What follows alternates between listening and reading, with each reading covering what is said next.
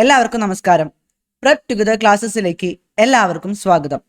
നമ്മൾ കഴിഞ്ഞ ക്ലാസ്സുകളിലായിട്ട് എമർജൻസിനെ കുറിച്ചാണ് പഠിച്ചുകൊണ്ടിരുന്നത്. നമ്മൾ നാഷണൽ എമർജൻസി കംപ്ലീറ്റ് ചെയ്തു. സ്റ്റേറ്റ് എമർജൻസിയിൽ നമുക്ക് കുറച്ച് ടോപ്പിക്കുകളൂടെ ബാക്കിയുണ്ട്. പിന്നെ നമുക്ക് ഫിനാൻഷ്യൽ എമർജൻസി നോക്കാനുണ്ട്. അപ്പോൾ സ്റ്റേറ്റ് എമർജൻസിയിൽ ബാക്കിയുള്ള ടോപ്പിക്സും ഫിനാൻഷ്യൽ എമർജൻസിയുമാണ് നമ്മൾ ഇന്നത്തെ ക്ലാസ്സിൽ നോക്കാൻ പോണേ.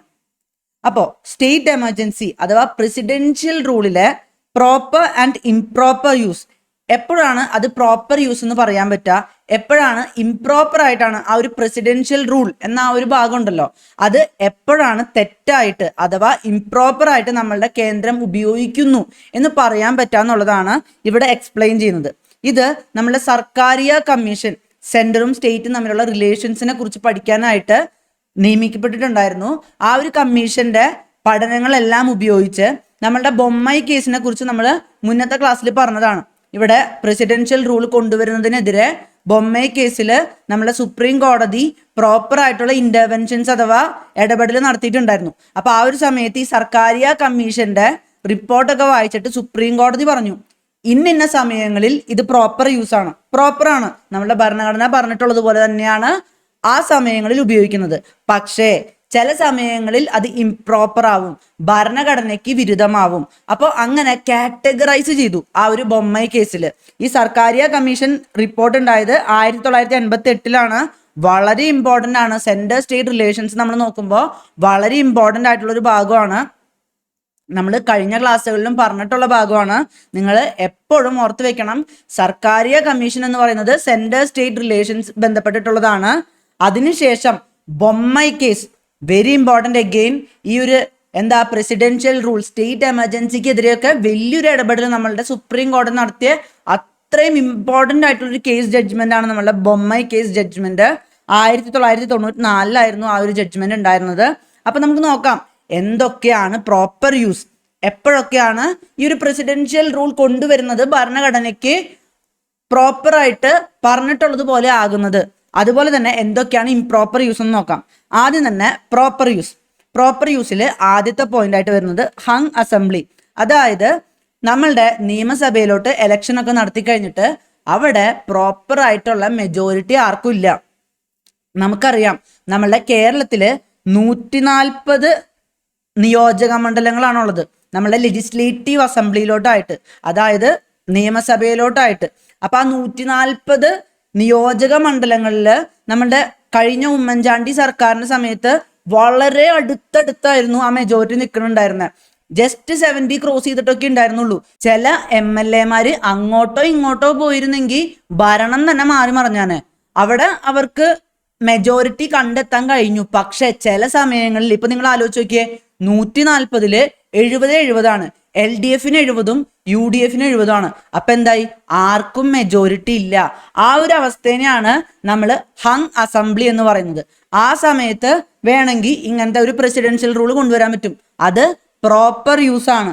അതിനുശേഷം വിത്ത് മെജോറിറ്റി ഡിക്ലൈൻസ്. ഇപ്പോ മെജോറിറ്റി ഉള്ള ഒരു പാർട്ടി, അവർക്ക് ഇപ്പൊ 140 സീറ്റില് 70 മുകളിൽ സീറ്റ് ഉണ്ട്. പക്ഷെ അവര് പറയാണ്, ഞങ്ങൾക്കിവിടെ ഭരണം ഏറ്റെടുക്കാൻ താല്പര്യമില്ല, ഞങ്ങൾക്കിവിടെ മന്ത്രിസഭ രൂപീകരിക്കാൻ താല്പര്യമില്ല എന്ന് പറഞ്ഞു കഴിഞ്ഞാൽ എന്താവും, മെജോറിറ്റി ഉള്ള വേറെ പാർട്ടികളൊന്നും ഇല്ലല്ലോ. അപ്പൊ എന്തുണ്ടാവും, അപ്പൊ നമ്മളെ ഗവർണറിന് അവിടെ പ്രസിഡൻഷ്യൽ റൂൾ കൊണ്ടുവരാനായിട്ട് റിപ്പോർട്ട് കൊടുക്കാവുന്നതാണ്. അതിനുശേഷം വരുന്നത് എന്താന്ന് വെച്ച് കഴിഞ്ഞാൽ മിനിസ്ട്രി റിസൈൻസ്. നമ്മളുടെ മന്ത്രിസഭ രാജിവെക്കുകയാണ്. നമ്മളുടെ മുഖ്യമന്ത്രി രാജിവെക്കുന്നതോടുകൂടെ തന്നെ മന്ത്രിസഭയും രാജിവെക്കും. അവരുടെ ഭരണത്തിൽ നിന്ന് പുറത്തു പോകും. അങ്ങനെ ഭരണത്തിൽ നിന്ന് പുറത്തു പോവുകയാണ്. പക്ഷേ വേറെ ആരും ഭരണം എടുക്കാൻ വരുന്നില്ല. ഇപ്പൊ നിങ്ങൾ ആലോചിച്ച് നോക്ക്, ഇപ്പൊ പിണറായി വിജയൻ സർക്കാരാണ് മുന്നോട്ട് പോയിക്കൊണ്ടിരിക്കണേ. പിണറായി വിജയൻ സർക്കാർ ഒരു ദിവസം രാജിവെച്ച് മന്ത്രിസഭ പിരിച്ചുവിടാണ്, ഞങ്ങൾക്ക് ഇവിടെ ഭരണം ചെയ്യാൻ പറ്റില്ല, അല്ലെങ്കിൽ അവർക്ക് എന്തെങ്കിലും വോട്ടെടുപ്പിലോ കാര്യങ്ങളിലോ മോശമായിട്ട് വന്നിട്ട് അവർക്ക് രാജിവെക്കേണ്ട വന്നു കഴിഞ്ഞാൽ, അതായത് മന്ത്രിസഭ ആസ് എ ഹോൾ, മുഖ്യമന്ത്രി തന്നെ ഞങ്ങൾക്ക് ഭരണം വേണ്ട എന്നുള്ള രീതിയിൽ രാജിവെക്കാണ്. ഒരു മന്ത്രിയോ 2 മന്ത്രിയോ രാജിവെക്കുന്നതിനെ കുറിച്ചല്ല നമ്മൾ പറയണേ. മുഖ്യമന്ത്രി രാജിവെച്ചാൽ തന്നെ പുതിയൊരു മന്ത്രിസഭ കൊണ്ടുവരേണ്ടി വരും. അപ്പോ ആ ഒരു മുഖ്യമന്ത്രി രാജിവെക്കുന്നു, വേറെ ആരും പുതിയതായിട്ട് മന്ത്രിസഭ രൂപീകരിക്കാൻ റെഡി ആവുന്നില്ല. അങ്ങനെ ഒരു സമയത്ത് നമുക്ക് അവിടെ പ്രസിഡൻഷ്യൽ റൂൾ കൊണ്ടുവരാൻ പറ്റും. ഇപ്പൊ ആലോചിച്ച് നോക്കുക, പിണറായി വിജയൻ മുഖ്യമന്ത്രി ആയിട്ടിരിക്കെ രാജിവെക്കണു. ഇപ്പൊ ചിലപ്പോ വേറൊരു പാർട്ടി ലീഡർ തന്നെ വന്നിട്ട് പറയണം ഞങ്ങളുടെ പാർട്ടിയിൽ തന്നെ എനിക്ക് സപ്പോർട്ട് ഉണ്ടെന്ന് പറഞ്ഞിട്ട് വേണമെങ്കിൽ വേറൊരു പാർട്ടി ലീഡറിന് അതേ പാർട്ടിയിലെ ലീഡറിന് തന്നെ വേണമെങ്കിൽ കൊണ്ടുവന്ന് ഒരു മന്ത്രിസഭ രൂപീകരിക്കാം. പക്ഷെ ആരും റെഡി ആവണില്ല. ഒരു മന്ത്രിസഭ പിരിച്ചു വിട്ടു, വേറെ ആരും വരുന്നില്ലെങ്കിൽ അപ്പോൾ അവിടെ കൺഫ്യൂഷൻ ആയില്ലേ, ഭരിക്കാൻ ആരും ഇല്ല. ഗവർണർക്ക് ആ ഒരു സമയത്തും അവിടെ ഒരു പ്രസിഡൻഷ്യൽ റൂൾ കൊണ്ടുവരാൻ പറ്റും. പിന്നെ മറ്റൊരു സമയം എപ്പോഴാ, ആർട്ടിക്കിൾ 365 കുറിച്ച് നമ്മൾ പഠിച്ചിട്ടുണ്ടായിരുന്നു. നമ്മളുടെ സെന്ററിന്, നമ്മളുടെ സംസ്ഥാനങ്ങളിലോട്ട് സംസ്ഥാനങ്ങൾക്കായിട്ട് നിർദ്ദേശങ്ങൾ കൊടുക്കാൻ പറ്റും. ഭരണഘടന പ്രകാരം അവിടെ ഭരണം നടത്താനായിട്ട് നിങ്ങൾ ഇങ്ങനെ ചെയ്യണം, കേരള സർക്കാരെ നിങ്ങൾ ഇങ്ങനെ ചെയ്യണം എന്ന് പറയാൻ പറ്റും. അങ്ങനെയൊക്കെ പറയണ സമയത്ത് നമ്മളുടെ സംസ്ഥാന സർക്കാരുകൾ അത് പ്രോപ്പറായിട്ട് അനുസരിച്ചില്ലെങ്കിൽ അവിടെയും പ്രസിഡൻഷ്യൽ റൂൾ കൊണ്ടുവരാൻ പറ്റും. കാരണം ഭരണഘടനയിൽ ഓൾറെഡി പറഞ്ഞിട്ടുള്ളതാണ്. ഇപ്പൊ നമ്മളുടെ സിറ്റിസൺഷിപ്പ് അമെൻമെന്റ് ആക്ടിന്റെ കാര്യമൊക്കെ ഇല്ലേ, അവിടെ ശരിക്കും സിറ്റിസൺഷിപ്പ് അമെൻമെന്റ് ആക്ടിനെ കുറിച്ച് നമ്മളുടെ കേരള സർക്കാർ ഓൾറെഡി സുപ്രീം കോടതിനെ സമീപിച്ചിട്ടുണ്ട്. അല്ലാത്ത പക്ഷമൊക്കെ ആയിരുന്നെങ്കിൽ വേണമെങ്കിൽ CAA ഞങ്ങൾ കൊണ്ടുവരുമ്പോൾ നമ്മളുടെ കേരള സർക്കാർ അത് പ്രോപ്പറായിട്ട് ഇവിടെ ഇംപ്ലിമെന്റ് ചെയ്യുന്നില്ലെങ്കിൽ പ്രശ്നമായി മാറിയാനെ. ഇവിടെ നമ്മൾ സുപ്രീം കോടതിയിൽ ഓൾറെഡി സമീപിച്ചിട്ടുള്ളത് കൊണ്ടാണ് നമ്മളുടെ മുഖ്യമന്ത്രിക്കൊക്കെ പറയാൻ പറ്റുന്നത് CAA ഇവിടെ ഇംപ്ലിമെന്റ് ചെയ്യില്ലെന്നൊക്കെ. അപ്പോൾ അങ്ങനെ ഒരു കാര്യമുണ്ട്. അതായത് കേന്ദ്രത്തിന് സംസ്ഥാനങ്ങളോട് അവിടുത്തെ ഭരണം പ്രോപ്പറായിട്ട് ഭരണഘടനാപരമായിട്ട് നടക്കാനായിട്ട് നിർദ്ദേശങ്ങൾ നൽകാൻ പറ്റും. ആ നിർദ്ദേശങ്ങൾ സംസ്ഥാനങ്ങൾ പാലിച്ചില്ലെങ്കിൽ അവിടെ പ്രസിഡൻഷ്യൽ റൂൾ കൊണ്ടുവരാനും പറ്റും. അതാണ് ആർട്ടിക്കിൾ 365 പറയുന്നത്. നമ്മൾ ഓൾറെഡി അതിനെക്കുറിച്ച് കവർ ചെയ്തതാണ്. അതിനുശേഷം എപ്പോഴാ, ഇന്റേണൽ സബ്വേർഷൻ. നമ്മളുടെ സംസ്ഥാനങ്ങളുടെ ഉള്ളിൽ തന്നെ ഈ ഭരിക്കുന്ന സർക്കാർ പറയാണ് ഞങ്ങൾ എന്ത് പറഞ്ഞാലും കേന്ദ്രം പറയുന്ന ഒന്നും അനുസരിക്കില്ല, ഞങ്ങൾ സ്വന്തം പോലെ നടക്കാൻ പോവാണ്. എന്തു പറയുന്നോ ഭരണഘടന പ്രകാരമായിക്കോട്ടെ എന്തു ആയിക്കോട്ടെ ഞങ്ങൾ അനുസരിക്കില്ല എന്ന് പറഞ്ഞു കഴിഞ്ഞാൽ അനുസരിക്കില്ല. അപ്പൊ നമ്മളെന്താ, ഉള്ളീന്ന് തന്നെ, രാജ്യത്തിന്റെ ഉള്ളീന്ന് തന്നെ നമ്മൾ അടി ഉണ്ടാക്കിക്കൊണ്ടിരിക്കുക അല്ലേ. നമ്മളുടെ സ്വാതന്ത്ര്യത്തിന്റെ സമയത്ത് നമ്മൾ കണ്ടിട്ടുണ്ടായിരുന്നു, ഹൈദരാബാദ് ഒന്നും ഇന്ത്യയിൽ ജോയിൻ ചെയ്യാൻ സമ്മതം പ്രകടിപ്പിച്ചിരുന്നില്ല. അതുപോലെ തന്നെ ജുനാഗർ, ഈവൻ ജമ്മു കാശ്മീരൊക്കെ, ആ പ്രദേശങ്ങളൊന്നും ഒരിക്കലും സമ്മതം പറഞ്ഞിട്ടൊന്നും ഉണ്ടായിരുന്നില്ല ഇന്ത്യയിൽ ചേരാനായിട്ട്. അപ്പോൾ ഒരു വിഘടനം മാറി നിൽക്കുന്നതൊക്കെ ഇന്ത്യയിൽ സർവ്വസാധാരണമാണ്. അതുപോലെ തന്നെ നമ്മളുടെ ഭരണഘടനാ നിർമ്മാണ സമിതിയിലുള്ളവരും ഇതൊക്കെ എക്സ്പെക്ട് ചെയ്തിട്ടുണ്ടായിരുന്നു. അതുകൊണ്ട് തന്നെ പറഞ്ഞു നമ്മളുടെ ഇവിടെ തന്നെ സംസ്ഥാനങ്ങൾ ഇങ്ങനെ മാറി മാറി നിൽക്കുമ്പോൾ ഇവിടെ നിന്ന് വിഘടിച്ചു പോവാനും മാറി നിൽക്കാനും ഒക്കെ സാധ്യതയുണ്ട്. അതൊരിക്കലും അനുവദിച്ചുകൂടാ. ഇവിടെ കേരള സംസ്ഥാനം സെപ്പറേറ്റ് ഒരു രാജ്യമാക്കണം എന്നൊക്കെ പറഞ്ഞു കഴിഞ്ഞാൽ പ്രശ്നമില്ലേ. അത് ഏത് പാർട്ടി ആവാം, ആരെങ്കിലും ആവാം, ആരും ആയിക്കോട്ടെ, നമുക്ക് ജസ്റ്റ് ഒന്ന് അസ്യൂം ചെയ്യാം. അങ്ങനെ പറഞ്ഞു കഴിഞ്ഞാൽ അത് പ്രശ്നമാവില്ലേ. ഇന്ത്യയുടെ ഇന്റഗ്രിറ്റീനെ നമ്മളുടെ പ്രിയാമ്പിളിൽ തന്നെ പറഞ്ഞിട്ടുള്ളതാണ്. ഇന്ത്യയുടെ ഇന്റഗ്രിറ്റീനെ കുറിച്ചും ഇവിടുത്തെ യൂണിറ്റിനെ കുറിച്ചും, ആ യൂണിറ്റിനെ അത് ബാധിക്കില്ലേ. അത് പ്രിയാമ്പിളിൽ പറഞ്ഞിട്ടുള്ളത് കൊണ്ട് മാത്രമല്ല, ഇന്ത്യ ഒറ്റക്കെട്ടായിട്ട് നിൽക്കണമെന്ന് നമ്മളുടെ കോൺസ്റ്റിറ്റ്യൂഷനിലെ പല വിധത്തിലുള്ള ആർട്ടിക്കിൾസിലും നമുക്ക് കാണാൻ പറ്റും. അപ്പോൾ അങ്ങനത്തെ ഒരു സിസ്റ്റത്തിനെ ബാധിക്കുന്ന ഒരു പ്രവണതയാണ് ഈ സംസ്ഥാനങ്ങൾ തന്നെ വിഘടിക്കാൻ ശ്രമിക്കുന്നത്. സംസ്ഥാനങ്ങളുടെ ഉള്ളിൽ നിന്ന് തന്നെ റിവോൾട്ട്സ് ഉണ്ടാവുന്നത് അഥവാ വിപ്ലവം ഉണ്ടാവുന്നത്, നമുക്ക് പുതിയൊരു രാജ്യം തുടങ്ങാം അങ്ങനെയുള്ള രീതിയിലൊക്കെ വിപ്ലവം ഉണ്ടാവുന്നത് നമ്മളുടെ ഇന്ത്യയുടെ യൂണിറ്റിനെ ബാധിക്കും എന്നുള്ളത് കൊണ്ട് നമുക്ക് അവിടെ പ്രസിഡൻഷ്യൽ റൂൾ കൊണ്ടുവരാൻ പറ്റും. ഇപ്പൊ നമ്മൾ നാഗാലാൻഡ് എടുക്കുകയാണ്. നാഗാലാൻഡിൽ നാഗാസിന് സ്വന്തമായിട്ട് രാജ്യം വേണം എന്ന് പറയണവരുണ്ട്. ഇപ്പൊ നമ്മളുടെ ത്രിപുരയില് അവർക്ക് ത്രിപുര മോത്ത എന്നൊക്കെ പറഞ്ഞിട്ട് പാർട്ടിയൊക്കെ ഉണ്ട്. അങ്ങനെ പല സംസ്ഥാനങ്ങളിലും ഓൾറെഡി ഇതുപോലത്തെ പ്രവണതകൾ നമ്മൾ കാണുന്നുണ്ട്. അതൊരു പരിധി വിട്ടു കഴിഞ്ഞാൽ നമ്മളുടെ യൂണിയൻ ഗവൺമെന്റ് അഥവാ കേന്ദ്ര ഗവൺമെന്റിന് അവിടെ പ്രോപ്പറായിട്ടൊരു പ്രസിഡൻഷ്യൽ റൂൾ കൊണ്ടുവരാനുള്ള എല്ലാ വിധത്തിലുള്ള അധികാരം ഉണ്ടെന്ന് നമ്മളെ സുപ്രീം കോടതി തന്നെ പറഞ്ഞു വെച്ചിട്ടുണ്ട്. അത് കഴിഞ്ഞാൽ പിന്നെ നമുക്ക് വരുന്നത്, ഇപ്പൊ നമ്മളെ സംസ്ഥാനങ്ങൾ തന്നെ ഇത്രയും വലിയ റിവോൾട്ട് ഒന്നും ഉണ്ടാക്കിയില്ലെങ്കിലും പറയാണ് ഞങ്ങൾ ഒരിക്കലും എന്ത് വിധത്തിലുള്ള കടമകളും ആയിക്കോട്ടെ ഞങ്ങൾ പാലിക്കില്ല, ഞങ്ങൾക്ക് ഇഷ്ടമുള്ള രീതിയിലേ പോകുന്നുള്ളൂ എന്ന് പറഞ്ഞു കഴിഞ്ഞാൽ വീണ്ടും പ്രശ്നമായി. അതുകൊണ്ട് ഇങ്ങനെ നമ്മളെ സംസ്ഥാനങ്ങൾ വിഘടിക്കാൻ ശ്രമിച്ചാലോ അല്ലെങ്കിൽ സംസ്ഥാനങ്ങളുടെ ഉള്ളിൽ നിന്ന് തന്നെ ഒരു വിധത്തിലുള്ള അനുസരണം ഉണ്ടാവില്ല എന്നൊക്കെ പറഞ്ഞു കഴിഞ്ഞാൽ മൊത്തത്തിൽ പ്രശ്നമാവും. ആ സമയത്ത് പ്രസിഡൻഷ്യൽ റൂൾ കൊണ്ടുവന്നു കഴിഞ്ഞാൽ അത് കംപ്ലീറ്റ്ലി ഓക്കെ ആണ്, ഭരണഘടനയ്ക്ക് പ്രോപ്പറായിട്ട് അനുസരിച്ചുകൊണ്ടുള്ള രീതിയിലുള്ളതാണത്. ഇവിടെ പ്രോപ്പറായിട്ട് പറയുന്നുണ്ട്, internal subversion. For example, a government is deliberately acting against the constitution and the law or is fomenting a violent revolt. നമ്മളുടെ ഗവൺമെന്റ്, ഒരു സംസ്ഥാന ഗവൺമെന്റ് മനഃപൂർവ്വം അനുസരിക്കാതിരിക്കുക എന്ന് മാത്രമല്ല അതിനെ എതിർത്തുകൊണ്ടിരിക്കുകയാണ്, അഥവാ അതിനെതിരായിട്ട് കാര്യങ്ങൾ ചെയ്തുകൊണ്ടിരിക്കുകയാണ്. എന്നിട്ട് അവിടെ ഒരു വിപ്ലവം കൊണ്ടുവരാൻ ശ്രമിക്കുകയാണ്. നമ്മളൊരു ഇലക്ഷൻ വഴി അവിടെ ഒരു ഗവൺമെന്റ് കൊണ്ടുവന്നിട്ട് ഇന്ത്യക്കെതിരെ തന്നെ അവർ പ്രവർത്തിച്ചു കഴിഞ്ഞാൽ അത് പ്രശ്നമാവും. അത് കഴിഞ്ഞിട്ട് അടുത്ത പോയിന്റ് എന്താ പറഞ്ഞിട്ടുള്ളത്? Physical breakdown where the government willfully refuses to discharge its constitutional obligations, endangering the security of the state. നമ്മളുടെ സംസ്ഥാന ഗവൺമെന്റുകൾ മനഃപൂർവ്വം ഇവിടുത്തെ ഭരണഘടന പറഞ്ഞിട്ടുള്ള കാര്യങ്ങൾ, കടമകൾ പാലിക്കില്ല എന്ന് പറയുമ്പോഴും നമുക്ക് അവിടെ ഒരു പ്രസിഡൻഷ്യൽ റൂൾ കൊണ്ടുവരാൻ പറ്റും. അപ്പൊ നമുക്ക് പ്രോപ്പർ യൂസ് ജസ്റ്റ് ഒന്ന് റിവൈസ് ചെയ്യാം. ആദ്യത്തെ എന്തായിരുന്നു? ഹങ് അസംബ്ലി, ആർക്കും മെജോറിറ്റി ഇല്ല. രണ്ടാമത്തതോ, മെജോറിറ്റി ഉള്ള പാർട്ടിക്ക് മന്ത്രിസഭ രൂപീകരിക്കാൻ താല്പര്യമില്ല. അത് കഴിഞ്ഞാലോ, മിനിസ്ട്രി റിസൈൻസ്, മന്ത്രിസഭ ഉണ്ടായിരുന്നത് രാജിവെച്ചു, അവര് പിരിച്ചുവിട്ടു. പക്ഷെ പുതിയതായിട്ട് ആരും മന്ത്രിസഭ രൂപീകരിക്കാനായിട്ട് വരുന്നില്ല. ഞങ്ങൾക്ക് മെജോറിറ്റി ഉണ്ടെന്നൊന്നും പറഞ്ഞിട്ട് ആരും വരുന്നില്ല. അല്ലെങ്കിൽ അടുത്തതായിട്ട് എന്താ, നമ്മളുടെ കേന്ദ്രത്തിന് ഇവിടുത്തെ സംസ്ഥാനങ്ങളിലെ ഭരണം ഭരണഘടനയ്ക്ക് അനുസൃതമായിട്ട് നടത്താനായിട്ട് നിർദ്ദേശങ്ങൾ നൽകാൻ പറ്റും. ആ നിർദ്ദേശങ്ങൾ സംസ്ഥാനങ്ങൾ പാലിക്കാത്ത പക്ഷം ആർട്ടിക്കിൾ 365 പ്രകാരം അവിടെ എമർജൻസി അഥവാ അടിയന്തരാവസ്ഥ കൊണ്ടുവരാൻ പറ്റും. അത് കഴിഞ്ഞാൽ പിന്നെ ഇന്റേണൽ സബ്വേർഷൻ, നമ്മൾ പറഞ്ഞു നമ്മളുടെ സംസ്ഥാനങ്ങൾ തന്നെ, അവിടുത്തെ ഗവൺമെന്റുകൾ തന്നെ വിപ്ലവം ഉണ്ടാക്കാണ്. അല്ലെങ്കിൽ ഫിസിക്കൽ ബ്രേക്ക് ഡൗൺ, മനഃപൂർവ്വം അനുസരിക്കില്ല, ഞങ്ങൾ ഇതൊന്നും സമ്മതിക്കാൻ പോണില്ല എന്നൊക്കെ സംസ്ഥാന ഗവൺമെന്റുകൾ തന്നെ പറഞ്ഞു കഴിഞ്ഞാൽ അവിടെ പ്രസിഡൻഷ്യൽ റൂൾ കൊണ്ടുവരാൻ പറ്റും. അത് കംപ്ലീറ്റ്ലി ഫെയർ ആണ്, ഭരണഘടനയ്ക്ക് അനുസൃതമായിട്ടുള്ളതാണ്, proper use of presidential rule ആണ്. ഇനി സുപ്രീം കോടതി തന്നെ പറഞ്ഞിട്ടുണ്ട് എന്തൊക്കെയാണ് ഇംപ്രോപ്പർ യൂസ് എന്നുള്ളത്. നമുക്ക് നോക്കാം. ആദ്യത്തേത് എന്താ, അവിടെ ഒരു മന്ത്രിസഭ രാജിവെച്ചു അല്ലെങ്കിൽ പിരിച്ചുവിട്ടു.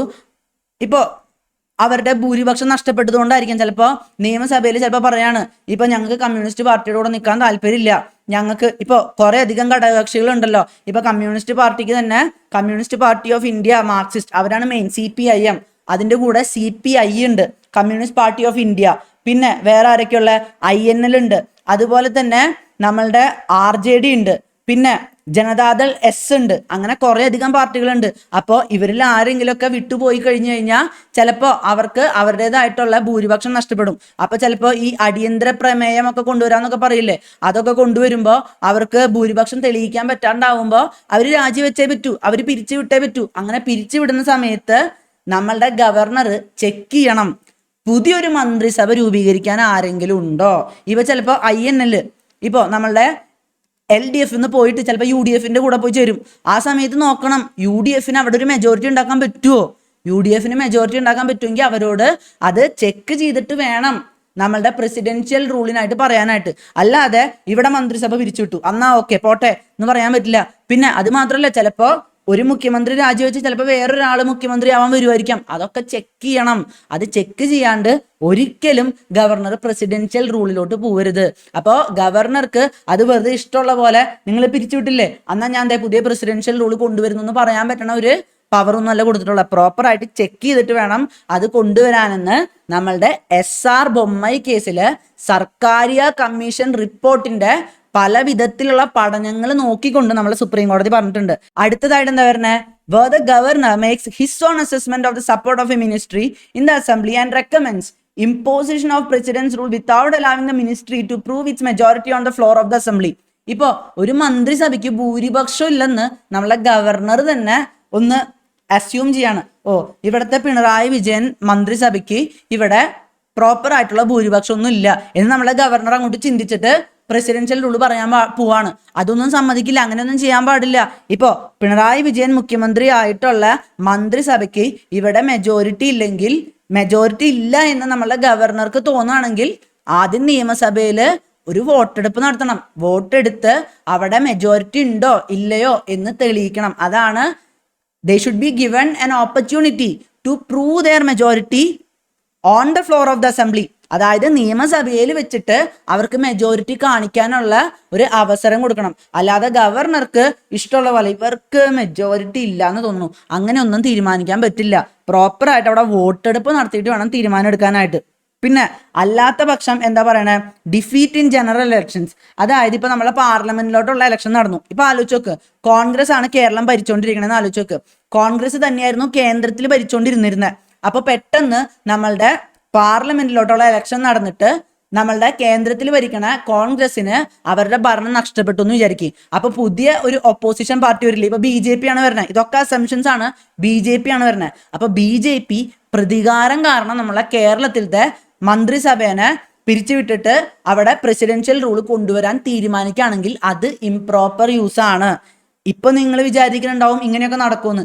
ഇങ്ങനെയൊക്കെ നടന്നിരുന്നു പണ്ട് 1977 80 നടന്നിരുന്നു. പുതിയൊരു പാർട്ടി വരുമ്പോൾ അവിടെ നമ്മളുടെ കേന്ദ്രത്തിൽ പുതിയൊരു പാർട്ടി വരുമ്പോൾ മുന്ന് അവിടെ ഭരിച്ചിരുന്ന പാർട്ടിയുടെ സംസ്ഥാനങ്ങളിലുള്ള മന്ത്രിസഭകളൊക്കെ പിരിച്ചുവിടുമായിരുന്നു. അപ്പോൾ അതും ഒരു ഇംപ്രോപ്പർ യൂസ് ആണ്. ഇപ്പൊ അതൊന്നും നടക്കില്ല. ഇപ്പോൾ ഒരു എന്താ പറയുക, ഒരു ഭരണകക്ഷി മാറിയാലൊന്നും സംസ്ഥാനങ്ങളുടെ ഭരണകക്ഷികളെ മാറ്റാനൊന്നും പോണില്ല.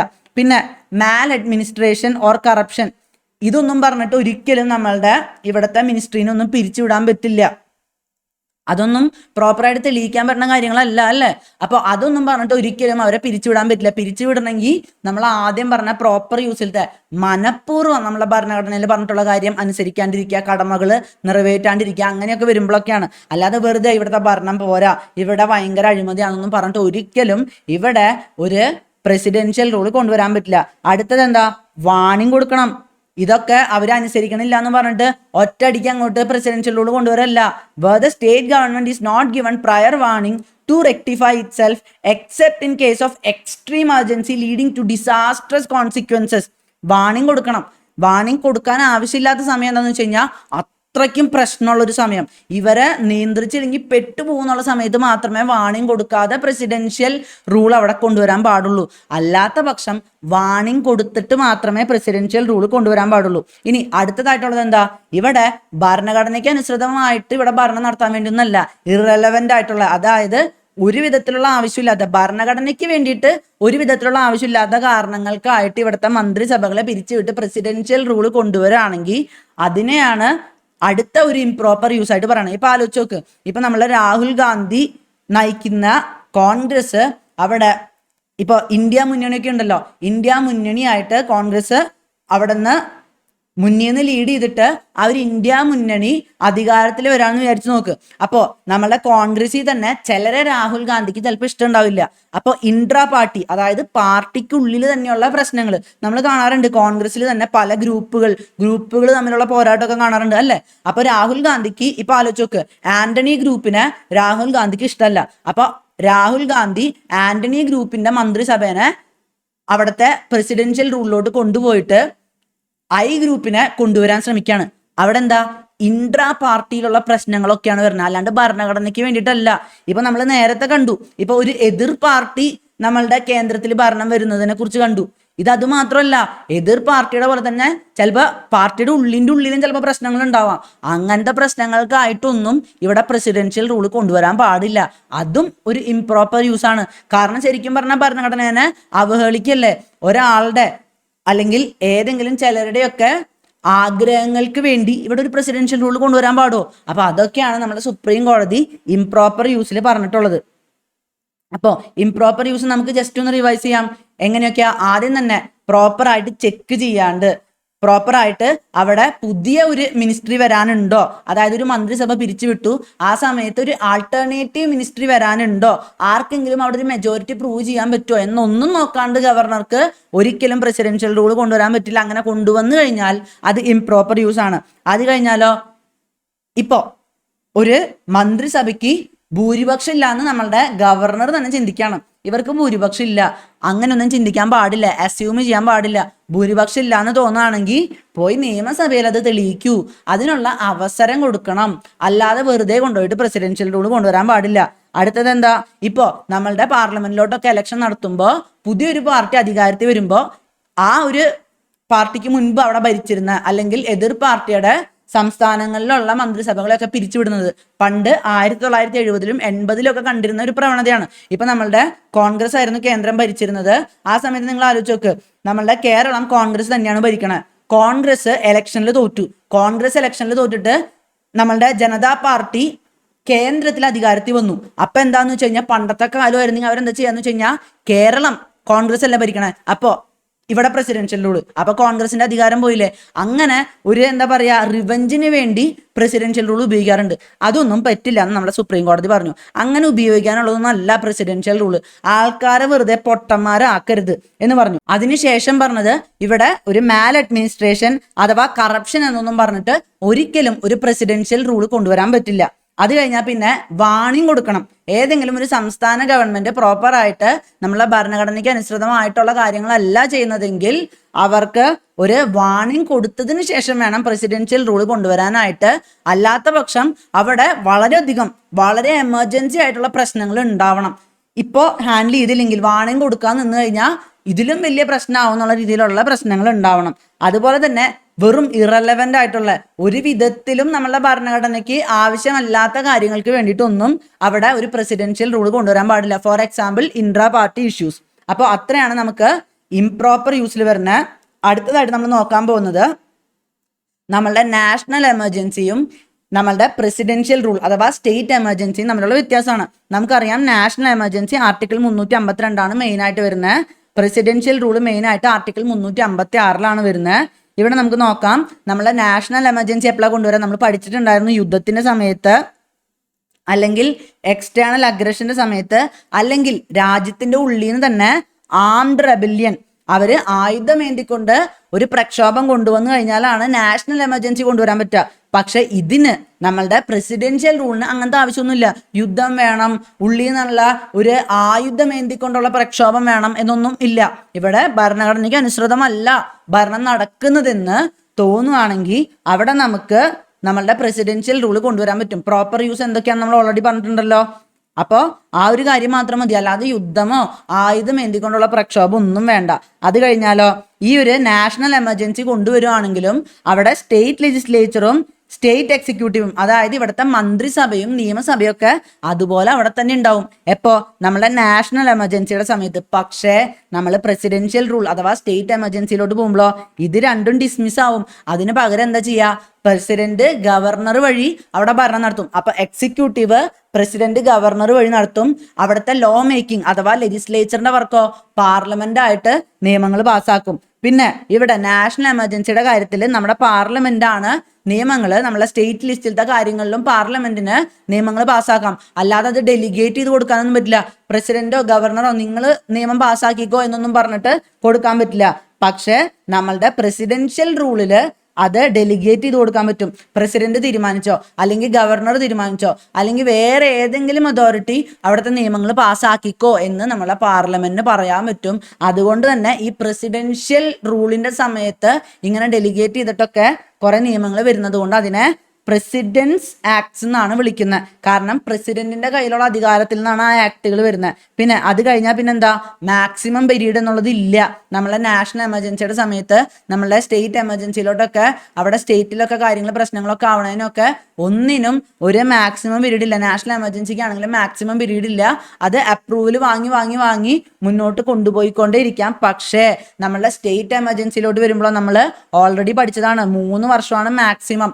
അല്ലാത്ത പക്ഷം 1 വർഷം കൂടുമ്പോൾ തന്നെ, 1 വർഷം ആവുമ്പോൾ തന്നെ നമ്മൾ ഓൾറെഡി പറഞ്ഞിട്ടുണ്ട്, നമ്മളുടെ 1 വർഷം ആവുമ്പോൾ അവിടെ ഒന്നില്ലെങ്കിൽ ഇലക്ഷൻ കമ്മീഷൻ പറയണം അവിടെ ഇലക്ഷൻ നടത്താൻ പറ്റില്ലെന്ന്, അല്ലെങ്കിൽ ഓൾറെഡി അവിടെ ഒരു നാഷണൽ എമർജൻസി ഉണ്ടാവണം. അപ്പോൾ നമ്മളുടെ സ്റ്റേറ്റ് എമർജൻസി അഥവാ പ്രസിഡൻഷ്യൽ റൂൾ എന്ന് പറയുമ്പോൾ ഒരു ലിമിറ്റ് ഉണ്ട്, ഒരു മാക്സിമം പീരീഡ് ഉണ്ട്. പക്ഷെ നാഷണൽ എമർജൻസിക്ക് അവിടെ ഒരു മാക്സിമം പീരീഡ് ഇല്ല.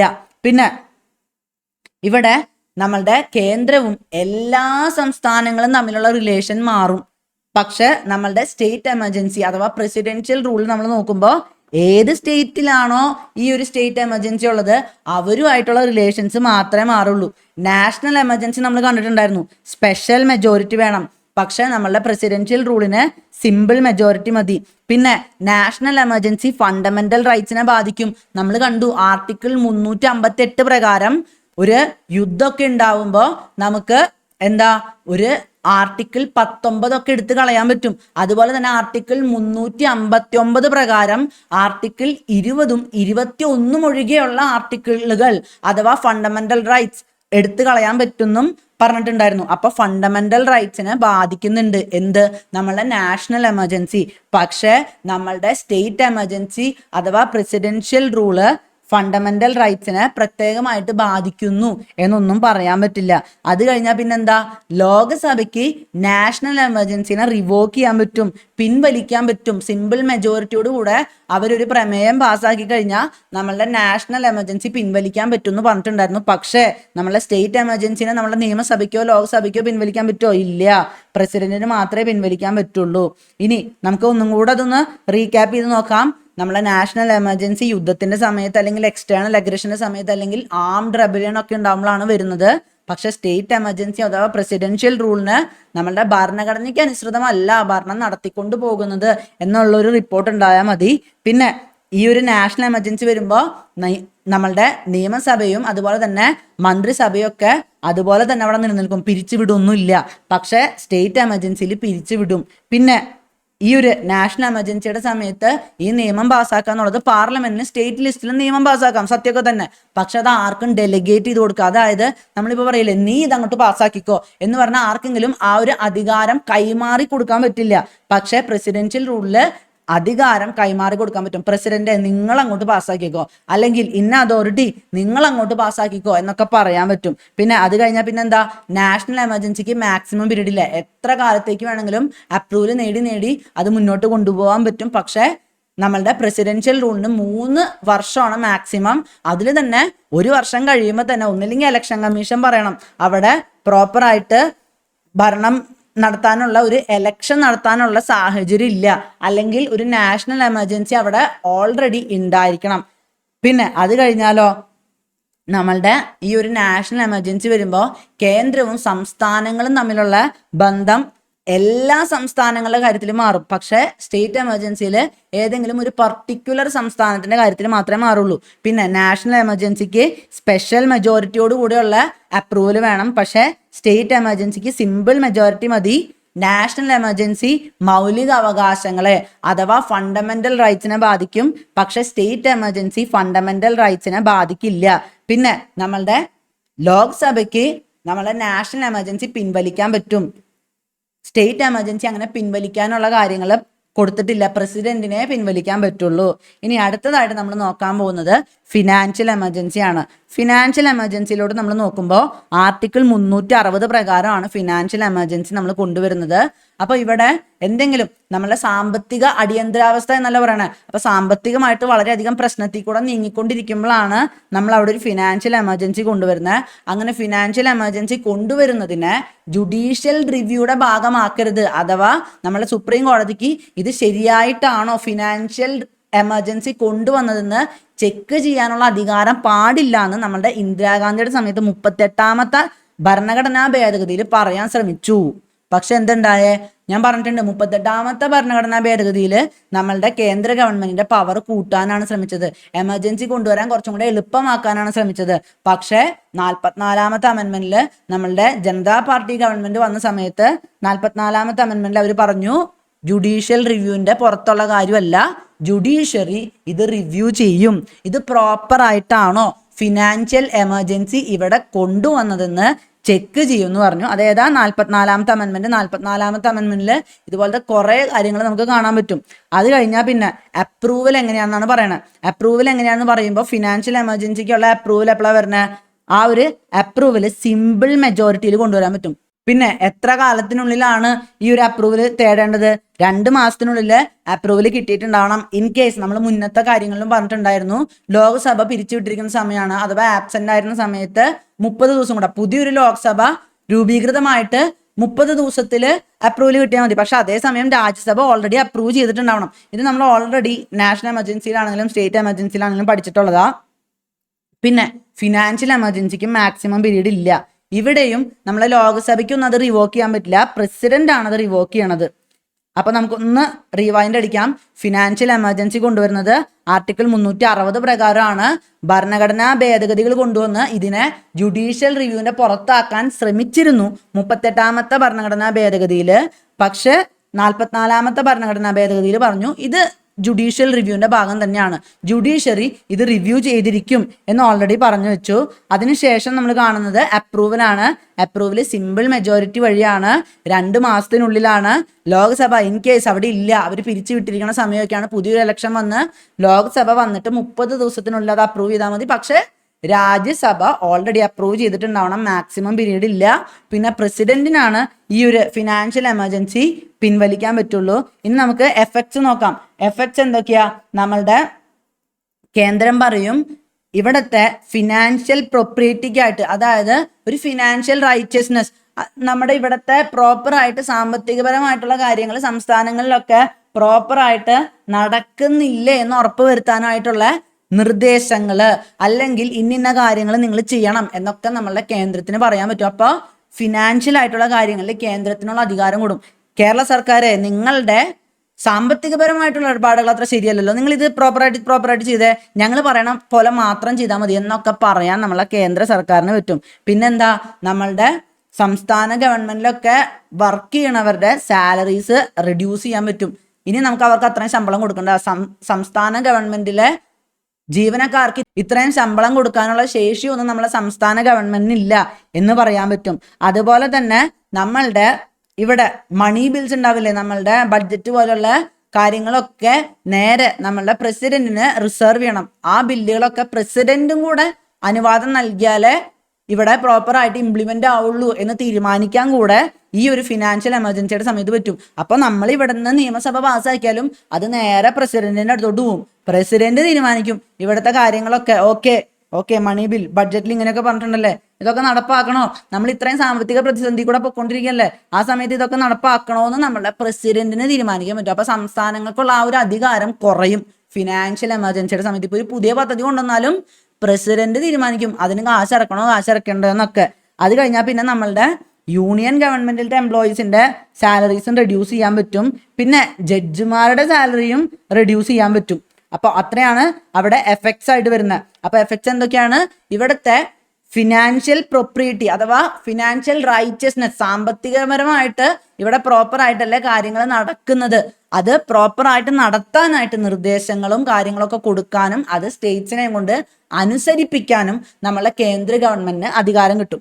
അത് കഴിഞ്ഞാൽ പിന്നെ നമ്മളെ സംസ്ഥാന ഗവൺമെന്റിലെ ജീവനക്കാരുടെ ശമ്പളമൊക്കെ വെട്ടിക്കുറയ്ക്കാൻ പറ്റും. പിന്നെ ഇവിടുത്തെ ബഡ്ജറ്റ് പോലുള്ള മണി ബില്ലുകളും ഫിനാൻഷ്യൽ ബില്ലുകളൊക്കെ നേരെ പ്രസിഡന്റിന് ചോദിക്കാനൊന്നും പോണില്ല, നേരെ പ്രസിഡന്റിന് റിസർവ് ചെയ്യണം. പ്രസിഡന്റ് തീരുമാനിച്ചിട്ട് അതിൽ പിന്നീട് എന്തെങ്കിലും തീരുമാനമാക്കിയാൽ മതി എന്ന് പറയാനും പറ്റും. പിന്നെ നമ്മളുടെ യൂണിയൻ ഗവൺമെന്റിലത്തെയും അതുപോലെ തന്നെ ജഡ്ജസിന്റെയും ഒക്കെ ഇപ്പോൾ ജീവനക്കാരുടെയും കാര്യങ്ങളുടെയും ജഡ്ജിമാരുടെയും സാലറികളൊക്കെ വെട്ടിക്കുറയ്ക്കാൻ പറ്റും. അപ്പൊ ഇത്രയൊക്കെയാണ് നമ്മളുടെ എഫക്ട്സിൽ വരുന്നത്. അതുകൊണ്ടാണ് HN ഖുസ്രു, നമ്മളുടെ കോൺസ്റ്റിറ്റ്യൂവന്റ് അസംബ്ലിയുടെ ഒരു മെമ്പർ ആയിരുന്ന HN ഖുസ്രു പറഞ്ഞത് ഇതൊരു നമ്മളുടെ ഫിനാൻഷ്യൽ ഓട്ടോണമി അഥവാ നമ്മളുടെ സാമ്പത്തികമായിട്ടുള്ള നമ്മളുടെ അധികാരങ്ങളില്ലേ, നമുക്ക് സ്വയം ഒരു അധികാരം ഉണ്ടാവില്ലേ, സംസ്ഥാനങ്ങൾക്ക് സ്വയം തീരുമാനങ്ങൾ എടുക്കാനുള്ള ആ അധികാരത്തിന്റെ മേല് വലിയൊരു ത്രെറ്റാണെന്ന് പറയാൻ കാരണം ഇതാണ്. കാരണം എന്ന് വെച്ച് കഴിഞ്ഞാൽ നമ്മൾ കണ്ടില്ലേ, ബഡ്ജറ്റിന്റെ കാര്യത്തിൽ വരെ പ്രസിഡന്റ് തീരുമാനിക്കും അതൊക്കെ നടപ്പാക്കണോ, ഇവിടുത്തെ ജീവനക്കാരുടെ ശമ്പളം എങ്ങനെയായിരിക്കണം, ഇവിടെ സാമ്പത്തികപരമായിട്ട് എങ്ങനെയായിട്ട് ശരിയായിട്ടുള്ള രീതിയിൽ എങ്ങനെയാണ് പോവേണ്ടതെന്ന് തീരുമാനിക്കാൻ നമ്മളെ പ്രസിഡന്റിനൊക്കെ പറ്റും. അപ്പോൾ അധികാരമൊക്കെ പോവാണ്. അതുകൊണ്ടാണ് HN ഖുസ്രു പറഞ്ഞത് ഇത് ഫിനാൻഷ്യൽ ഓട്ടോണമിക്ക് ഒരു ത്രെറ്റ് ആണെന്നുള്ള രീതിയിൽ പറഞ്ഞത്. ഇതും നമ്മൾ ഓൾമോസ്റ്റ് നമ്മൾ കോപ്പി അടിച്ചതാണ്, ഒരു പാറ്റേൺ ഫോളോ ചെയ്തതാണ്. നമ്മളുടെ അമേരിക്കയില് നാഷണൽ റിക്കവറി ആക്ട് ഉണ്ടായിരുന്നു 1933. നമ്മളുടെ വേൾഡ് വാർ 2 മുന്നുള്ള കുറെ കാര്യങ്ങളൊക്കെ പഠിക്കുമ്പോൾ നമ്മൾ വായിക്കും ഒരു ഗ്രേറ്റ് ഡിപ്രഷനൊക്കെ വന്നിരുന്നു എന്നുള്ള കാര്യങ്ങളൊക്കെ നമ്മൾ വായിക്കും. അപ്പോൾ ആ ഒരു ഗ്രേറ്റ് ഡിപ്രഷന്റെ സമയത്ത് അതിനെ ഹാൻഡിൽ ചെയ്യാൻ വേണ്ടി അമേരിക്കയിൽ കൊണ്ടുവന്ന, അവിടെ സാമ്പത്തികപരമായിട്ട് അത്രയും പ്രശ്നങ്ങളായിട്ടുള്ള സമയത്ത് അമേരിക്കയിൽ കൊണ്ടുവന്ന നാഷണൽ റിക്കവറി ആക്ടിന്റെ പാറ്റേൺ ഫോളോ ചെയ്തുകൊണ്ടാണ് നമ്മളിവിടെ ഇങ്ങനത്തെ ഒരു ആക്ട് കൊണ്ടുവന്നിട്ടുള്ളത്. പക്ഷെ നമ്മൾ ഇതുവരെ ഒരു വട്ടം പോലും ഈ ഒരു ഫിനാൻഷ്യൽ എമർജൻസി എന്നുള്ള ഫീച്ചർ ഉപയോഗിച്ചിട്ടില്ല. നമുക്കിവിടെ 1991 വളരെയധികം പ്രശ്നങ്ങൾ ഉണ്ടായിരുന്നു എന്ന് നമുക്കറിയാം. ആ ഒരു സമയത്താണ് നമ്മൾ LPG റിഫോംസ് അഥവാ liberalisation, privatisation and globalisation reforms കൊണ്ടുവന്നത്. ആ ഒരു സമയത്തൊന്നും പോലും, അതിന് മുന്നുള്ള സമയത്ത് പോലും നമ്മൾ വളരെയധികം സാമ്പത്തിക പ്രതിസന്ധിയിലൂടെ പോയിട്ടും നമ്മൾ ഫിനാൻഷ്യൽ എമർജൻസി കൊണ്ടുവന്നിട്ടില്ല. അപ്പോൾ ഈ ഒരു ആർട്ടിക്കിൾ 360 ഇതുവരെ നമ്മൾ ഉപയോഗിച്ചിട്ടില്ല. സ്റ്റേറ്റ് എമർജൻസി അഥവാ പ്രസിഡൻഷ്യൽ റൂൾ കുറേ അധികം വട്ടം ആവശ്യത്തിനും അനാവശ്യത്തിനുമായിട്ട് ഉപയോഗിച്ചിട്ടുണ്ടായിരുന്നു. അതുകൊണ്ട് തന്നെയാണ് SR ബൊമ്മായി കേസിൽ ഇടപെട്ടത്. പിന്നെ നാഷണൽ എമർജൻസിയും പലവട്ടം ഉപയോഗിച്ചതായിട്ട് നമുക്കറിയാം. ഫിനാൻഷ്യൽ എമർജൻസി പക്ഷേ ഒരിക്കലും ഇതുവരെ ഉപയോഗിച്ചിട്ടില്ല. അത് കഴിഞ്ഞാൽ നമുക്ക് വരുന്നത് ക്രിറ്റിസിസം ആണ്. ഈ ഒരു financial emergency, national emergency, state emergency പോലത്തെ ഫീച്ചേഴ്സ് ഒക്കെ, ഈ ഒരു എമർജൻസി ഫീച്ചേഴ്സ് ഒക്കെ കൊണ്ടുവന്നപ്പോൾ കുറേ അധികം ക്രിറ്റിസിസം വന്നിട്ടുണ്ടായിരുന്നു. ഇവിടെ പറഞ്ഞു നമ്മളെ ഫെഡറൽ സ്ട്രക്ചറിനെ അത് ഡിസ്ട്രോയ് ചെയ്യും അല്ലേ. കാരണം എന്ന് വെച്ച് കഴിഞ്ഞാൽ സ്റ്റേറ്റുകളുടെ അധികാരം കുറേ സമയത്തൊക്കെ നമ്മളുടെ കേന്ദ്രത്തിലോട്ട് പോകും. എല്ലാ പവറും നമ്മളുടെ കേന്ദ്രത്തിന്റെ കയ്യിലോട്ട് വരും. അതുകൊണ്ട് തന്നെ ഇത് ഫെഡറൽ സ്ട്രക്ചറിനെ നശിപ്പിക്കും എന്നൊരു ക്രിറ്റിസിസം വന്നിട്ടുണ്ടായിരുന്നു. പിന്നെ നമ്മളുടെ കേന്ദ്രത്തിന്റെ കയ്യിൽ എല്ലാ വിധത്തിലുള്ള പവേഴ്സും കൊണ്ടുപോയിട്ട് കോൺസെൻട്രേറ്റ് ചെയ്യും. കാരണം സംസ്ഥാന സർക്കാരുകളുടെ പവർ വരെ ഇപ്പം നാഷണൽ എമർജൻസിയിലാണെങ്കിലും സ്റ്റേറ്റ് എമർജൻസിയിലാണെങ്കിലും ഫിനാൻഷ്യൽ എമർജൻസിയിലാണെങ്കിലും കേന്ദ്രത്തിന്റെ പവർ കൂട്ടുന്ന രീതിയിലാണ് എല്ലാം വെച്ചിട്ടുള്ളത്. ഇപ്പം നാഷണൽ എമർജൻസി ആണെങ്കിൽ എല്ലാ സംസ്ഥാനങ്ങളുടെ കാര്യത്തിലും കേന്ദ്രത്തിന്റെ പവർ കൂടും. ഈ സ്റ്റേറ്റ് ലോസിൽ വരെ അഥവാ സ്റ്റേറ്റ് ലിസ്റ്റിലുള്ള കാര്യങ്ങളിൽ വരെ നമ്മളുടെ കേന്ദ്രത്തിന് നിയമങ്ങൾ പാസ്സാക്കാൻ പറ്റും. അപ്പോൾ അതുകൊണ്ട് നമ്മളുടെ കേന്ദ്രത്തിലോട്ട് എല്ലാ വിധത്തിലുള്ള പവേഴ്സും കോൺസെൻട്രേറ്റ് ചെയ്യും. അതിനുശേഷം പിന്നെ പറഞ്ഞത് ഒരു പ്രസിഡൻഷ്യൽ ഡിക്റ്റേറ്റർഷിപ്പ് ഉണ്ടാക്കും. ഇവിടെ പ്രസിഡന്റിനെ ഒരു ഡിക്റ്റേറ്റർ ആക്കി മാറ്റും. പ്രസിഡന്റിന്റെ കയ്യിൽ അധികാരങ്ങളൊക്കെ വരുമല്ലേ, അപ്പൊ അതൊരു ഡിക്റ്റേറ്റർഷിപ്പ് ആയിട്ട് മാറും. ഒരു കോൺസ്റ്റിറ്റ്യൂഷണൽ ഡിക്റ്റേറ്റർഷിപ്പ്, ഭരണഘടനയ്ക്ക് അനുസൃതമായിട്ടുള്ള ഒരു ഡിക്റ്റേറ്റർഷിപ്പ് ആയിട്ട് മാറും എന്നൊരു ക്രിറ്റിസിസം വന്നിട്ടുണ്ടായിരുന്നു. പിന്നെ ഫിനാൻഷ്യൽ ഓട്ടോണമിനെ അത് ബാധിക്കും. നമ്മൾ കണ്ടു HN ഖുസ്രു എന്ന പേരുള്ള നമ്മളുടെ ഭരണഘടനാ നിർമ്മാണ സമിതിയിലെ മെമ്പർ തന്നെ പറഞ്ഞിട്ടുണ്ടായിരുന്നു. കാരണം നമ്മുടെ സംസ്ഥാനങ്ങൾക്ക് ഫിനാൻഷ്യൽ ആയിട്ടുള്ള കാര്യങ്ങളിൽ തീരുമാനങ്ങൾ എടുക്കാൻ പറ്റില്ല. ഇപ്പോൾ ഈ ഒരു ഫിനാൻഷ്യൽ എമർജൻസി ഇല്ലാഞ്ഞിട്ട് പോലും നമ്മളുടെ പല സംസ്ഥാനങ്ങളിലും തീരുമാനങ്ങളിൽ വളരെയധികം കേന്ദ്രത്തിന്റെ ഇടപെടലുകൾ ഉണ്ടാവുന്നതിനെ കുറിച്ച് നമ്മൾ ഓൾറെഡി പഠിക്കുന്നുണ്ട്. ബോറോയിങ്ങിലൊക്കെ നമ്മളെ കേന്ദ്രത്തിന് തീരുമാനിക്കാൻ പറ്റും എത്ര കടമെടുക്കാൻ പറ്റും എന്നുള്ള കാര്യങ്ങളിലൊക്കെ. അപ്പൊ ശരിക്കും സംസ്ഥാനത്തിന്റെ ആ ഒരു സാമ്പത്തികപരമായിട്ടുള്ള കാര്യങ്ങളിൽ ഈ ഒരു ഫിനാൻഷ്യൽ എമർജൻസി കൂടെ വന്നു കഴിഞ്ഞാൽ അത് മൊത്തത്തിൽ അധികാരമേ ഇല്ലാതാക്കുമല്ലോ. അപ്പൊ അതുകൊണ്ടാണ് ഫിനാൻഷ്യൽ ഓട്ടോണമിനെ ബാധിക്കും എന്ന് പറയുന്നത്. പിന്നെ നമ്മുടെ ഫണ്ടമെന്റൽ റൈറ്റ്സ് മീനിങ്ലെസ് ആവും ഇല്ലേ. നമ്മളുടെ നാഷണൽ എമർജൻസിയുടെ സമയത്ത് ഫണ്ടമെന്റൽ റൈറ്റ്സ് കുറേയൊക്കെ എടുത്തു കളയാൻ പറ്റും എന്ന് പറഞ്ഞിട്ടുണ്ടായിരുന്നു.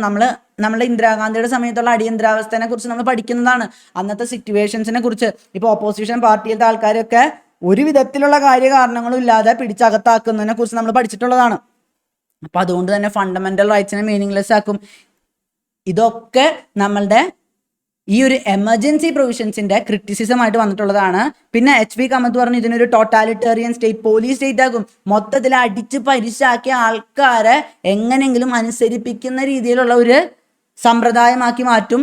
നമ്മളുടെ ഭരണഘടനയിൽ എന്തൊക്കെയാണ് പറഞ്ഞിട്ടുള്ളത്, ലിബർട്ടി, ഈക്വാലിറ്റി, ഫ്രറ്റേണിറ്റി, ഇതിനെയൊക്കെ അങ്ങോട്ട് അടച്ചില്ലാണ്ടാക്കുന്നതാണ് HV കമത്ത് പറഞ്ഞിട്ടുണ്ടായിരുന്നു.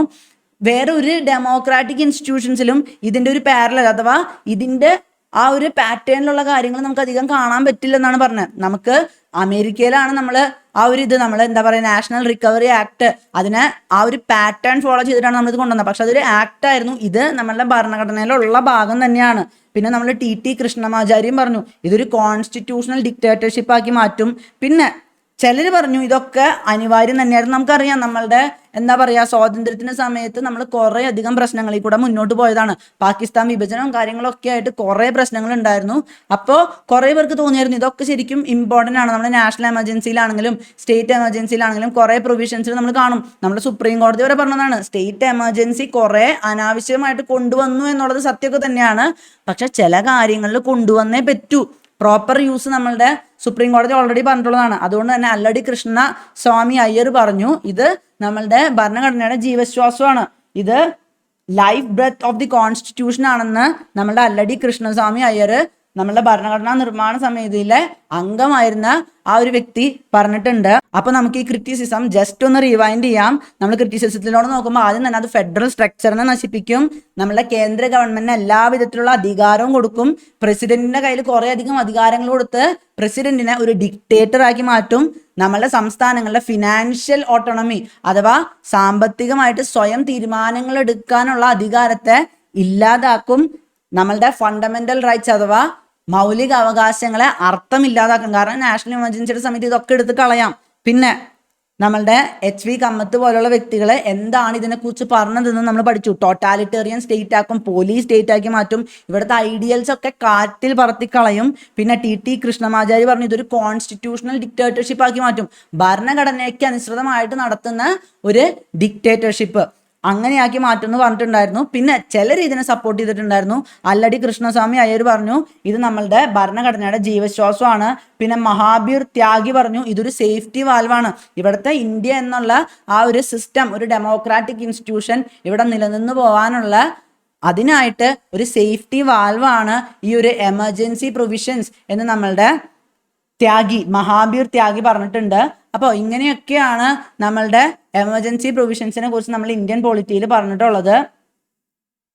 ഇവിടെ ഡോക്ടർ BR അംബേദ്കറും പറഞ്ഞിട്ടുണ്ടായിരുന്നു I do not altogether deny that there is a possibility of the articles being abused or employed for political purposes. അപ്പോൾ നമ്മൾ അംബേദ്കർ തന്നെ പറഞ്ഞിട്ടുണ്ടായിരുന്നു ഇത് തെറ്റായിട്ട് ഉപയോഗിക്കാൻ സാധ്യതയുണ്ട്. പക്ഷെ അദ്ദേഹം വിചാരിച്ചത് ഇത് വളരെ ചെറിയ അഥവാ ഏറ്റവും ഇമ്പോർട്ടൻ്റ് ആയിട്ടുള്ള സിറ്റുവേഷൻസിൽ വളരെ കുറവായിട്ട് മാത്രമേ ഉപയോഗിക്കുള്ളൂ എന്നാണ് വിചാരിച്ചിരുന്നത്. പക്ഷേ എസ്പെഷ്യലി നമ്മളെ സ്റ്റേറ്റ് എമർജൻസി ഒക്കെ കുറേ അധികം ഉപയോഗിച്ചിട്ടുണ്ടായി. അപ്പോൾ ഇത്രയാണ് നമ്മൾ എമർജൻസിയിൽ വരുന്നത്. നമ്മൾ നാഷണൽ എമർജൻസി കംപ്ലീറ്റ് ചെയ്തു, സ്റ്റേറ്റ് എമർജൻസി കംപ്ലീറ്റ് ചെയ്തു, ഫിനാൻഷ്യൽ എമർജൻസിയും കംപ്ലീറ്റ് ചെയ്തു. അപ്പോൾ ഇത് നിങ്ങൾ ഈ ഒരു ചാപ്റ്റർ 16 പ്രോപ്പറായിട്ട് വായിക്കുക. അത് വായിക്കുമ്പോൾ നിങ്ങൾക്ക് കുറേ കാര്യങ്ങൾ മനസ്സിലാവും. പിന്നെ ടേബിൾസിലൊക്കെ ഇമ്പോർട്ടൻ്റ് ആർട്ടിക്കിൾസ് ഏതൊക്കെയാണെന്ന് പ്രോപ്പറായിട്ട് പറഞ്ഞിട്ടുണ്ട്. അപ്പോൾ ഇതോടുകൂടെ നമ്മളുടെ ഡിഗ്രി പ്രിലിംസിലത്തെ അത്യാവശ്യം കുറേ ടോപ്പിക്കുകൾ നമ്മൾ ഓൾറെഡി കംപ്ലീറ്റ് ചെയ്ത് കഴിഞ്ഞു. ഇനി വരുന്നത് നമുക്ക് ഏതൊക്കെയാ concurrent list, state list, union list പോലുള്ള കാര്യങ്ങളും കോൺസ്റ്റിറ്റ്യൂഷണൽ ഇൻസ്റ്റിറ്റ്യൂഷൻസ് ഒക്കെയാണ്.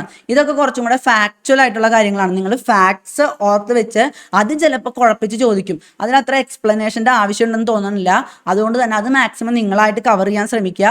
അപ്പോൾ മാക്സിമം നമ്മൾ ഡിഗ്രി ലെവൽ പ്രിലിംസിലെ ടോപ്പിക്കുകളൊക്കെ നമ്മൾ കവർ ചെയ്തിട്ടുണ്ട്. ഇത് നമുക്ക് UPSCക്ക് ആയാലും ഡിഗ്രി ലെവൽ എക്സാംസിനായാലും ഇപ്പോൾ ഹൈക്കോർട്ട് അസിസ്റ്റന്റ് പോലുള്ള എക്സാമുകൾക്കായാലും ഈവൻ SSC പോലുള്ള പരീക്ഷകൾക്ക് പോകുമ്പോൾ നമുക്ക് വളരെ ആഴത്തിൽ നോളജ് വേണമെങ്കിൽ അതിനൊക്കെ ഹെൽപ്ഫുൾ ആയിട്ടുള്ള രീതിയിലാണ് നമ്മൾ എടുത്തിട്ടുള്ളത്. നമ്മൾ ഡിഗ്രി ലെവൽ പ്രിലിംസിന്റെ പെർസ്പെക്റ്റീവിൽ നോക്കുമ്പോൾ അത്യാവശ്യം എല്ലാ ടോപ്പിക്കുകളും നമ്മൾ കവർ ചെയ്തിട്ടുണ്ട്. ആകെ ബാക്കിയുള്ളത് നമ്മുടെ കോൺസ്റ്റിറ്റ്യൂഷണൽ ഇൻസ്റ്റിറ്റ്യൂഷൻസും പിന്നെ union, state and concurrent list, ഇതൊക്കെ ഫാക്ച്വൽ ആയിട്ടുള്ള കാര്യങ്ങളാണ്. അത് ഏതൊക്കെയാണ് ചാപ്റ്റേഴ്സ് നോക്കേണ്ടതെന്ന് ഞാൻ ടെലിഗ്രാം ചാനലിൽ പറയാം. അത് നിങ്ങൾ ജസ്റ്റ് ഫാക്ട്സ് ഒരു ഫ്ലോ ചാർട്ടൊക്കെ വരച്ച് പ്രോപ്പറായിട്ട് വെച്ചൊന്ന് മെമ്മറൈസ് ചെയ്താൽ മാത്രം മതി. അധികം എക്സ്പ്ലനേഷൻ്റെ ആവശ്യമില്ല. നമുക്കറിയാം ഡിഗ്രി ലെവൽ പ്രിലിംസ് എത്രയും പെട്ടെന്ന് വരാനിരിക്കുകയാണ്. അടുത്ത ആഴ്ചയാണ് ആദ്യത്തെ ഫേസ് വരുന്നത്. അപ്പോൾ എല്ലാവർക്കും ഓൾ ദി ബെസ്റ്റ്. ഇത് നിങ്ങൾ നല്ലപോലെ നോക്കുക. ക്ലാസ്സുകളൊക്കെ നിങ്ങൾ നല്ലപോലെ ഫോളോ ചെയ്തിട്ടുണ്ടെങ്കിൽ നിങ്ങൾക്ക് ഇന്ത്യൻ പോളിറ്റിയിൽ ഫുൾ മാർക്ക് അഥവാ ഇന്ത്യൻ കോൺസ്റ്റിറ്റ്യൂഷനിൽ നിങ്ങൾക്ക് ഫുൾ മാർക്ക് നേടാൻ പറ്റും. മറ്റ് 2 ടോപ്പിക്കുകളും കൂടെ ഒന്ന് നിങ്ങളായിട്ട് ഫ്ലോ ചാർട്ടൊക്കെ വരച്ച് കവർ ചെയ്യാൻ ശ്രമിക്കുക. അപ്പോൾ എല്ലാവർക്കും എക്സാമിന് ഓൾ ദി ബെസ്റ്റ്. മറ്റൊരു വീഡിയോയുമായിട്ട് കാണുന്നവരെ ബൈ.